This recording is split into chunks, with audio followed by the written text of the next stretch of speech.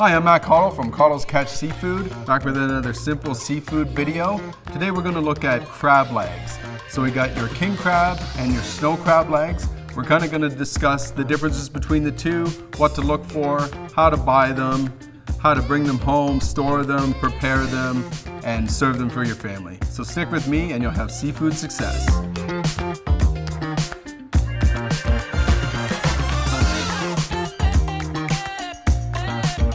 So the first crab that we're going to look at is snow crab. Now this is wild caught from the Gulf of St. Lawrence here in Canada. Just a beautiful crab, my favorite. Typically when you get your snow crab, it's going to be sold on a cluster. So this is your cluster here. It's got the 4 legs attached to the body and 1 arm with the claw at the end. So this is your snow crab cluster. They're typically sold frozen individually per cluster by weight, by the pound.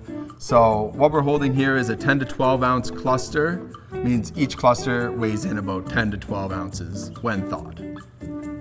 There's a smaller size cluster we also offer. That would be your 5 to 8 ounce cluster. The difference between the two would be, out of your larger cluster, you're going to get larger pieces of meat.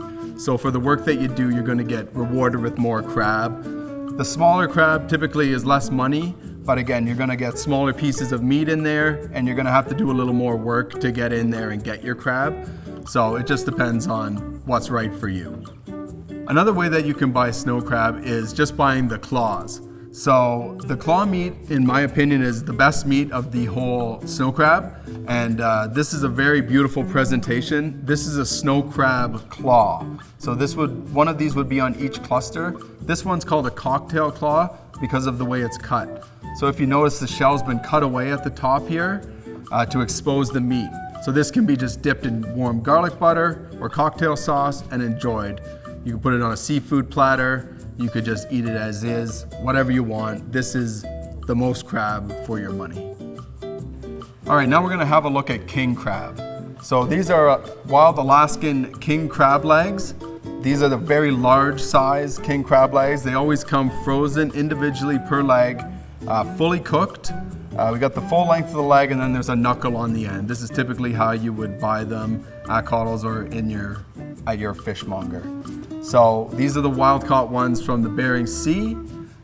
They call them red king crab because of their deep red color, and the red king crab is thought of to be the superior meat texture, being more firm, and always commands the higher price. You can see that it's quite thick through there.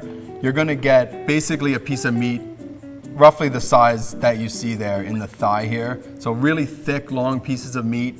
You're gonna get a meat to shell ratio of about 80% meat to 20% shell weight-wise. So, when you're buying and serving crab, one of these would be a meal. I mean, you don't even need a steak beside this. This is gonna yield you probably 8 to 10 ounces of meat on its own. Another crab option for king crab is the gold king crab legs. So these are typically smaller. They're caught in the Bering Sea, but they can also be caught in the southern part of South America, like Argentina. They're also wild caught down there. So typically they're a little more spiny, a little more small in size, but you're definitely gonna get a good amount of meat out of these, the same as you would with the red king crab. The only difference here is it's gonna be a little softer texture, and because the color's not that nice appealing deep red, they typically go for a little bit less money. Once you get your king crab home, it's really easy to store. They're all individually frozen, so just keep them in the packaging that you got them in and just throw them into your freezer.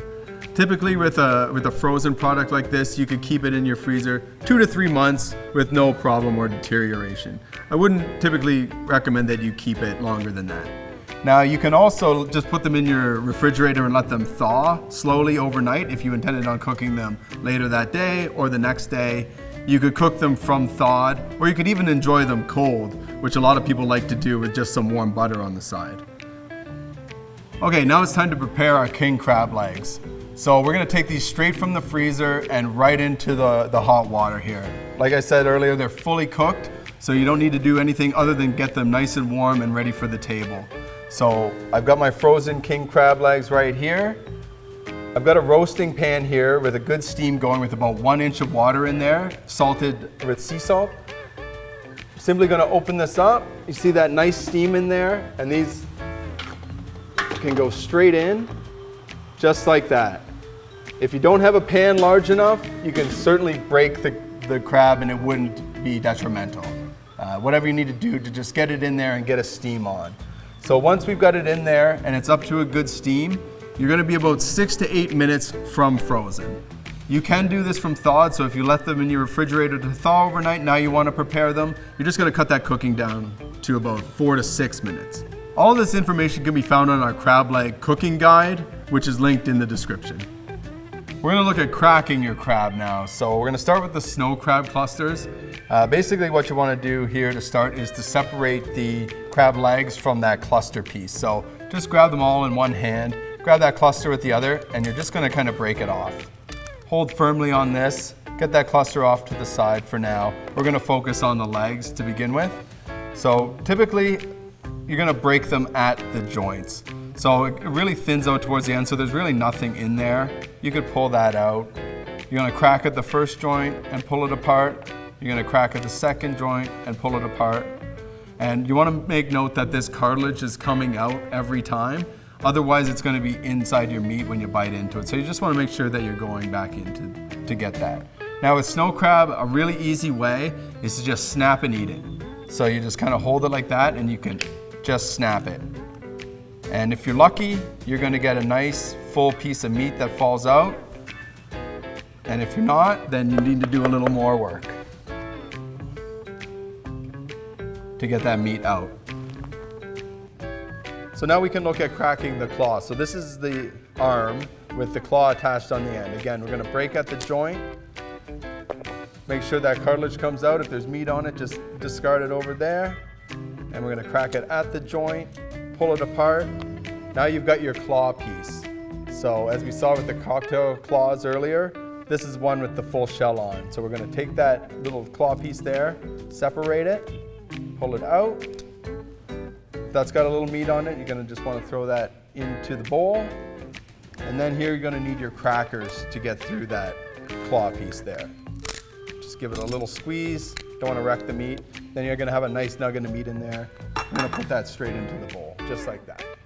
So once your legs are all done and your claw, you're gonna wanna look at your cluster. So some people might think to throw this out, but there's actually quite a lot of meat in there.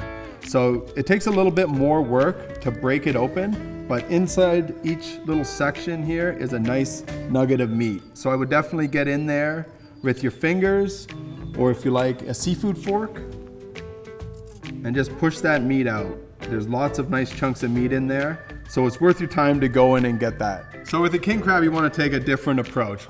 Much bigger leg here, so you've got much more meat coming out of each section. So again, just like with the snow crab, we're gonna just break it at the joints. That point piece there, separate that, and you want that cartilage to come out. So there's nothing really to go after there. We're gonna discard that. Now the rest of the crab will have some nice meat in here, here, and here. So again, we're gonna break it at the joint, just like that, and pull it out. I'm gonna break all 3 sections now, and then we're gonna go in there with our scissors, and we're gonna get all that beautiful meat out. So again, breaking at the joints, just like that, and then our cluster off to the side, and we'll get after that one after we've done that. So typically with king crab, you've got those big pieces of meat in there. Best way to go at it is with some kitchen scissors or some seafood shears. So I've got the seafood shears here. We're just gonna turn the crab to the underbelly, which is actually, the underside of the crab is more white. That's where it's gonna be softer and easier to cut. And we're just gonna cut right through, just like that. You could even cut the other side as well if you had some good scissors. And the end result is gonna be one giant, beautiful piece of king crab meat. So that there on its own is gonna be 3 to 4 ounces right there.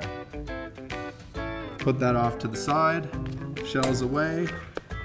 And then you're gonna get some nice pieces in here too. So I'm just gonna cut through that section.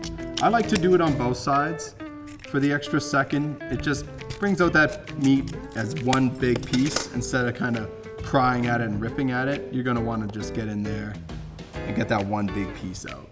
So there's another beautiful piece right there. And finally, we got that center joint there from the leg. I'm gonna get in there Get in that other side as well. These seafood shears are incredible. They're made for cutting crab and lobster, and they work very, very well. So again, we're gonna get in there, and there you go.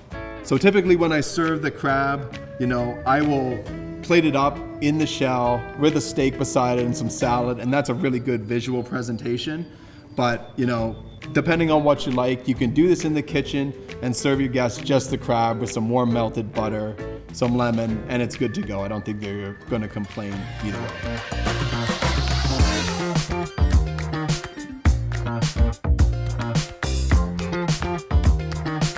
Thanks a lot for watching. I'm Matt Cottle from Cottle's Catch Seafood. Stay tuned for more easy seafood videos so you can have seafood success at home with your friends and family.